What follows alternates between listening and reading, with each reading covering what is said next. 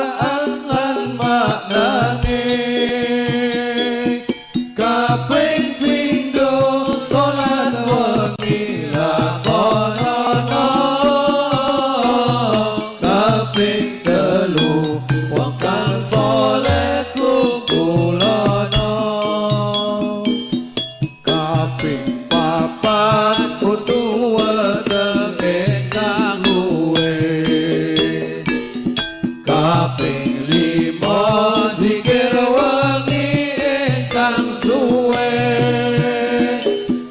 salah sawijine sapa kang lakoni mugi-mugi Gusti Allah nyembadani Allahumma sholli wa sallim ala sayyidina wa maulana Muhammadin adada ma fi ilmihi salatan daimatan bidawami mulkilahi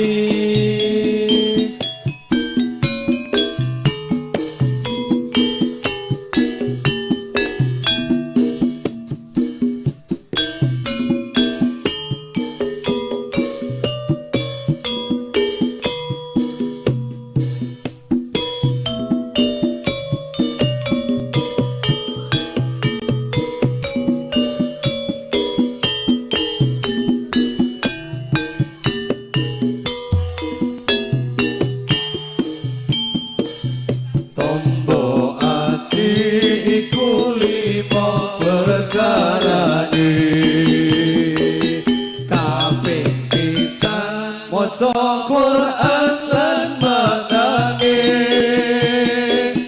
kaping pindho salat wengi lakonono kaping telu wong kang saleh kumpulono kaping papat kudu weteng ingkang luwe kaping lima zikir wengi ingkang suwe salah sawijine sapa kang lakoni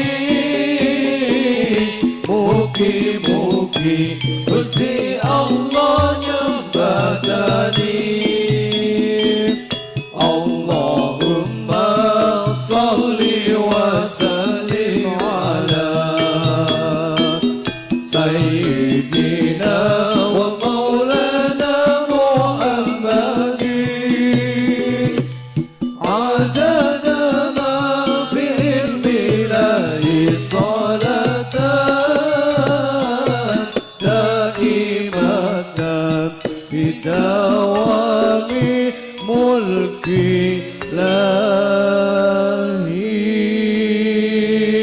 lahi sallu ala sayyidina Muhammad semoga dimatang